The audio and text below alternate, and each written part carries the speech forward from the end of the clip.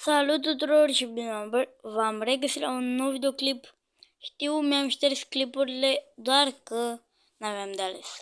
Adică presupuneam, efectiv mi-am șters din cauza că credeam că nu mai am nevoie, gen că am făcut ceva greșit la ele sau ceva. Numai că acum revenim din nou cu videoclipuri și cu un tier list. Apropo, se vede asta de sus din cauza că ăsta e un site, nu este o aplicație. Și asta, care m-a enervat foarte mult, o punem pe ultimul. Bă, frate, știu că o să-mi iau hate, numai că pe tău să-l punem aici, că bă, nu mi-a plăcut cum s-a comportat, e un drogalău și cam așa, a luat droguri și ceva. Numai că eu nu știu ceva, nu știu ceva, eu nu înțeleg ceva. Cum pe Thanos, lui Thanos nu i-a luat crucea unde avea droguri, dar lui Sang Ji-hoon i-a luat, frate, s-au uitat i-au scos ei dintele și i-au scos chipul lui Sang Ji-hoon, da. Sau poate, ok, apropo, dacă nu v-ați uitat la Squid Game, plecați chiar cum aș uitați-vă și după uitați-vă la clipul ăsta, pentru că o să vă las spoilere. Ok, pe da, nu o să pun aici, știu că o să-mi iau hate din cauza asta.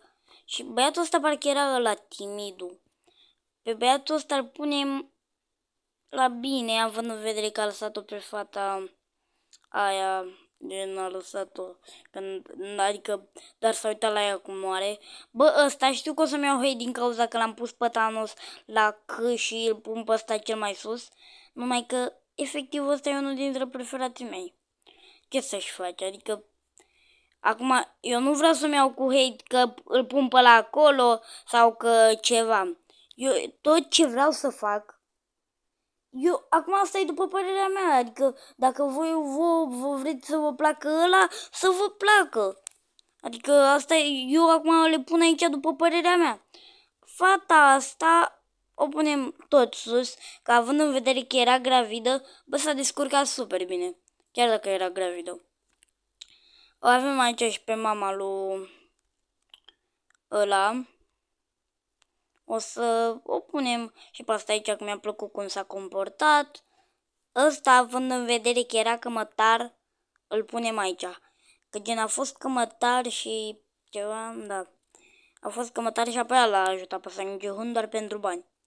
Ăsta, având în vedere că la final nu a fost folositor, că efectiv s-a lăsat gen bătut din cauza unei frici de-a lui, ceva. Ok, asta nu mai știu cine era. Efectiv nu știu cine e asta. Deci aici, ok, o să trecem peste ea, o punem, uite chiar aici la final, că nu știu cine. Frontman, bă, n-ai să pui cu frontman. Îl punem aici că e frontman și gen el a inventat jocul. Nu el le-a inventat. Dar că v-ați prins voi. Bă, ăsta mi s-a părut destul de bun, adică el s-a dus doar să-și apere fiica. Și Sang Ji-hoon, n-ai să mai discuți, frate. După aia îl punem aici sub Sang Ji-hoon. Pe fata asta care a fost tăiată de ăia, care a fost în armată, o punem la aici. Că au murit ceva oameni la... Bă, ăsta nu-mi place. Efectiv, ăsta tot ce a făcut a fost să stea și să se uite, să îl înlocuiască pe frontman. Deci ăla nu-mi place. Ok, următoarea, fata trans. Bă, fata trans mi s-a părut mai bună. Efectiv, mi s-a părut mult mai bună. Adică a fost folositoare la final. Unde să o punem? O punem acolo, hai că o punem acolo.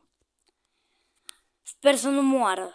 Numai că având în vedere că atunci când 333 a închis-o și s-a supărat, numai că mureau dacă nu închidea 333. Nu-mi dau seama, a fost 300, da, a fost 333. Numai că nu mai găsesc eu acum. Sau nu a fost? Eu nu cred că a fost 333. Nu știu dacă... ia uite-l aici. N-am apucat să-l văd. Ok, îl avem pe drogalăul ăsta, drogalăul cu numărul 2. Îl punem acolo unde e și Thanos. Bă, pe fata asta a murit prima, Dumnezeu să o ajute. Nu mi s-a părut așa rea, dar a vrut să se cupleze cu Thanos. Bine, Thanos a vrut să se cupleze cu ea. Bă, maimuțul ăsta nu mi-a plăcut deloc. E un pitic de la... Pe bune, nu mi-a plăcut deloc maimuțul ăla. Sincer, polițistul îl punem sus, adică n-a făcut foarte multe în sezonul 2, dar în sezonul 1 a făcut multe. Numai că noi vorbim de sezonul 2 acum, chiar dacă n-a făcut foarte multe, mie îmi place polițistul. Eu acum o pun... Deci, ăla timid a trădat pe asta. Deci unde să punem pe asta? Bă, asta s-a purtat frumos cu băiatul ăla. A fost bună. O punem acolo. Și pe băiatul lui mami, nici nu mi-a plăcut cum s-a comportat, așa că îl punem aici. Ok. Și mai avem pe 333, îl avem aici, unde să-l punem?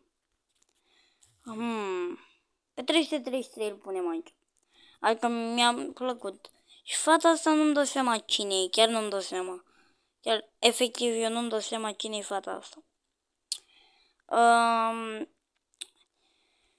Și da, ăsta este tier listul meu cu Squid Game sezonul 2. Știu, până acum nu editam videoclipurile, dar de acum încolo o să le editez, pe bune.